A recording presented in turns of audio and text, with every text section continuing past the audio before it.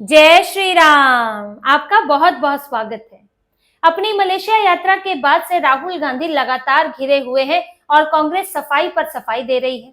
और अब जब राहुल गांधी भारत में है तो कांग्रेस ने एक दिन में तीन कांड कर दिए हैं। एक दिन के अंदर तीन ऐसी चीजें की हैं जिस पर अब कांग्रेस बैकफुट पर है, राहुल गांधी पर सवाल उठ रहे हैं, और दो तो ऐसी चीजें हैं जिनमें राहुल गांधी खुद शामिल है।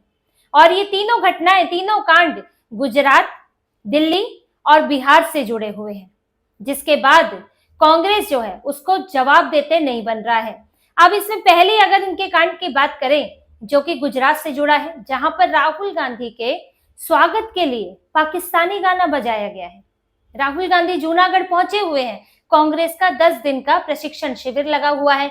कांग्रेस कार्यकर्ताओं से मुलाकात करेंगे। गुजरात पर काफी फोकस कर रहे हैं। जिस तरह से बिहार में लगातार इन्होंने यात्राएं की, वहां बार बार गए पिछले 4-5 महीनों में, इसी तरह से अभी आजकल गुजरात में जा रहे हैं क्योंकि इनका संगठन खस्ता हाल है गुजरात के अंदर। लेकिन राहुल गांधी वहां हवाई अड्डे से उतरे। राहुल गांधी को भवनाथ के प्रेरणाग्राम आश्रम जाना था। अब वो अपनी गाड़ियों और लाव लश्कर के साथ जा रहे थे। जब कलवा चौक पहुंचे तो वहां पर कांग्रेस कार्यकर्ताओं की भीड़ थी, नारे लग रहे थे, राहुल गांधी आगे बढ़ो, हम तुम्हारे साथ हैं, कांग्रेस के झंडे थे। और तब वहां एक गाना चल रहा था जो कि पाकिस्तानी गाना है। राहुल गांधी के स्वागत में गाना था जीत की लगन, जो कि पाकिस्तानी गायक जवाद अहमद का है। और आप YouTube पर इसे देखकर खुद इसकी पुष्टि कर सकते हैं। ये गाना पाकिस्तानी क्रिकेटर्स को बढ़ावा देने के लिए, उनका मनोबल बढ़ाने के लिए गाया गया है। राहुल गांधी तुम आगे बढ़ो, राहुल गांधी तुम आगे बढ़ो, राहुल गांधी तुम आगे बढ़ो। कांग्रेस पार्टी है, कांग्रेस पार्टी है। राहुल गांधी तुम आगे बढ़ो, राहुल गांधी तुम आगे बढ़ो। कांग्रेस पार्टी है।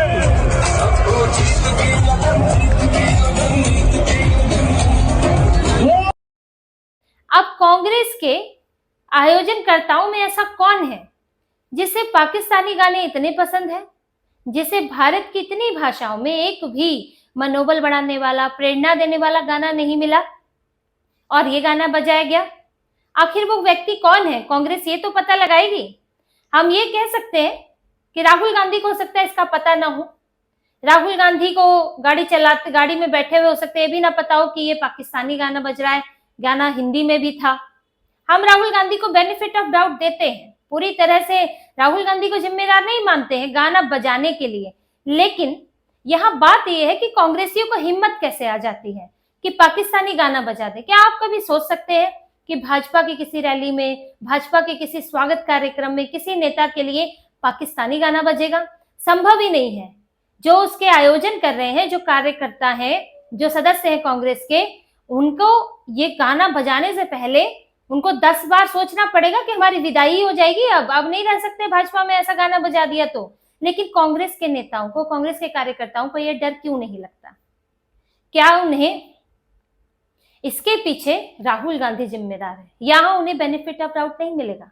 राहुल गांधी ही जिम्मेदार है क्योंकि उन्होंने ऐसी चीजों के लिए गंभीरता का माहौल बनाया है।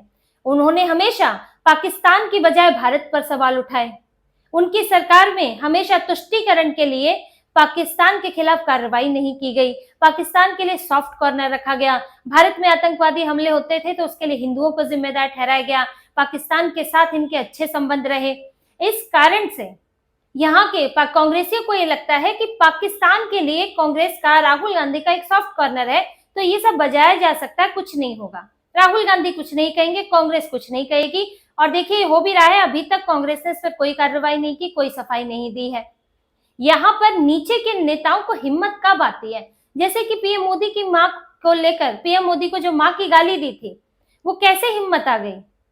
वो हिम्मत इसी से आई क्योंकि राहुल गांधी पीएम मोदी के लिए अभद्र भाषा का इस्तेमाल करते हैं, अपमानजनक भाषा का इस्तेमाल करते हैं। और जब पार्टी में कार्यकर्ता, समर्थक ऐसा करते हुए देखते हैं तो उनकी हिम्मत और बढ़ जाती है। यही बात इधर भी लागू होती है कि कांग्रेस में कौन ऐसा है जिसकी हिम्मत इतनी बड़ी हुई है, और कौन है वो जिसको पाकिस्तानी गाने इतने ज्यादा पसंद है। कोई भी ऐसे विशेष मौकों के लिए विशेष गाना ही रखता है कोई भी व्यक्ति? ऐसा तो नहीं है कि राहुल गांधी आ रहे हैं तो ऐरा गैरा गाना बजा दिया जाएगा, यानी कि जिसने सुना है, जिसने बजाया है, उसको ये गाना बहुत पसंद है, वो उसे बहुत सुनता होगा और इसीलिए इस मौके के लिए उस गाने को चुना गया क्योंकि विशेष मौका था, राहुल गांधी आ रहे थे। तो ये कांग्रेस को जांच करने की जरूरत है कि पाकिस्तानी प्रेमी कौन है, या फिर कांग्रेस को कोई फर्क ही नहीं पड़ता। लेकिन इसके बाद बीजेपी ने इस वीडियो को शेयर किया है, इस पर सवाल उठाए हैं कि ये बार बार कांग्रेस का पाकिस्तानी प्रेम कब तक झलकेगा और इससे देश को कितना बड़ा नुकसान हो रहा है। कल को आप जो सत्ता में आने के सपने देखते हैं, क्या इसी तरह पाकिस्तान पर आप फूल बरसाएंगे, पाकिस्तान के आतंकवादी हमलों पर इसी तरह नतमस्तक हो जाएंगे? ये सवाल कांग्रेस के लिए खड़े होते हैं।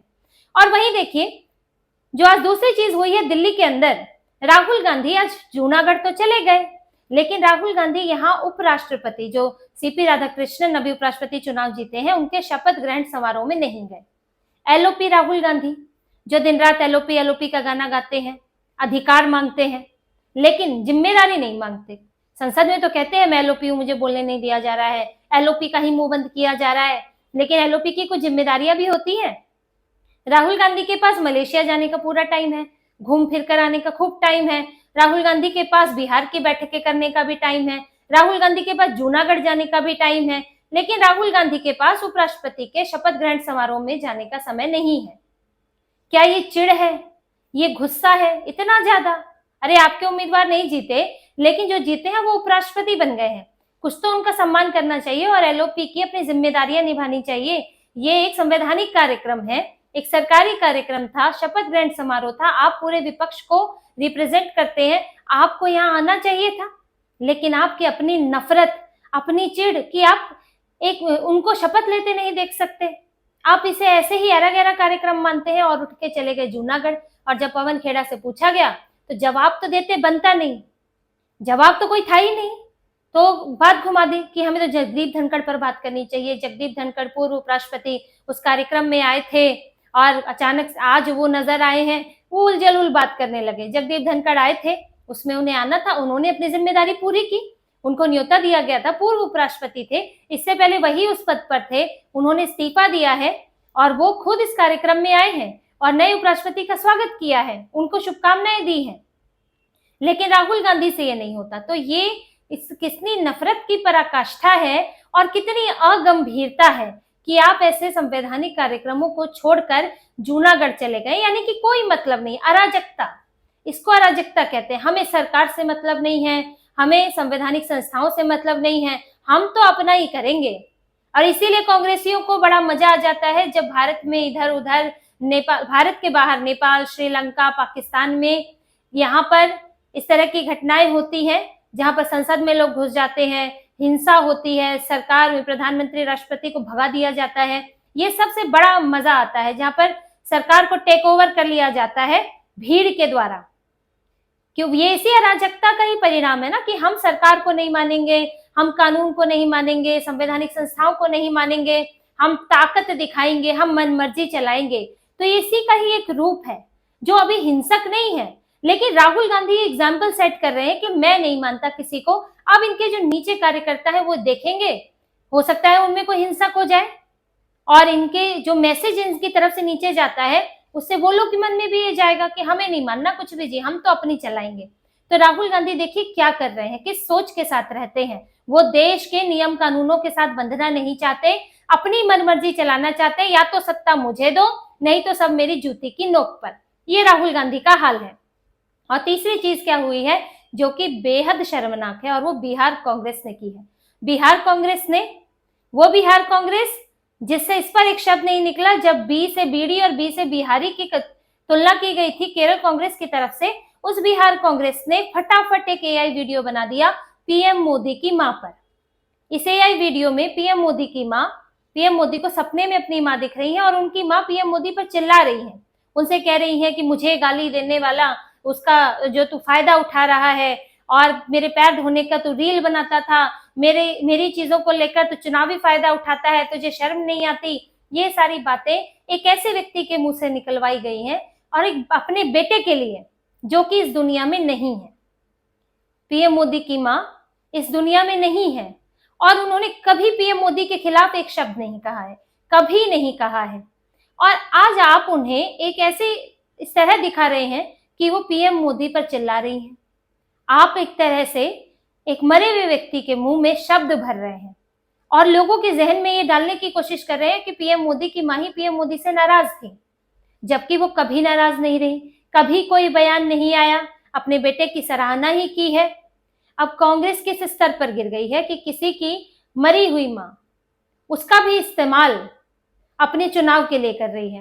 जहां कांग्रेस को माफी मांगनी चाहिए थी कि पीएम मोदी की मां को या पीएम मोदी को मां की गाली देने को लेकर हम माफी मांगते हैं, हमारा कार्यक्रम था, या फिर इतना कम से कम कहते कि हम आगे से सुनिश्चित करेंगे कि इस तरह की चीजें ना हो।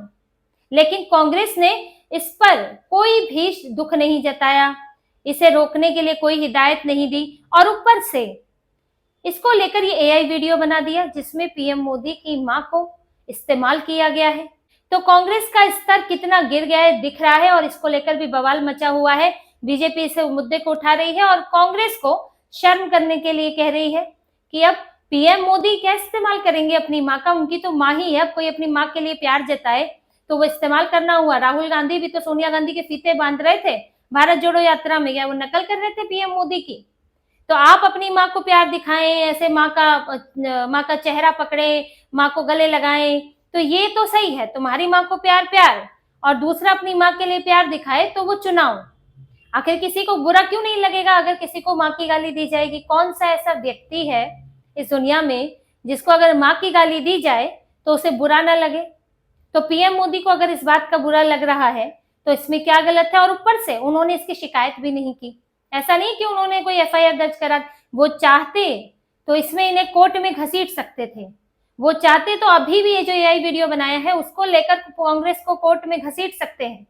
लेकिन बड़े नेता हैं तो बड़ा दिल दिखाते हैं, लेकिन इसका मतलब ये तो नहीं है कि उनको दुख नहीं होता होगा, उनको ये बात बुरी नहीं लगती होगी। और अगर बुरी लगती है और उन्होंने इस बात को साझा किया है तो उसमें आपको चुनावी बात लगने लगी। आज सोनिया गांधी के खिलाफ कोई कुछ कह दे तो क्या राहुल गांधी इस्तेमाल नहीं करेंगे? क्या राहुल गांधी नहीं कहते कि मेरी माँ के खिलाफ बोला गया, मेरे खिलाफ बोला गया, दादी के खिलाफ बोला गया? क्या राहुल गांधी नहीं बोलते? क्या वो इस्तेमाल कर रहे हैं? तो कांग्रेस का दोहरा रवैया दिखता है और कांग्रेस का स्तर भी इसके साथ दिख रहा है।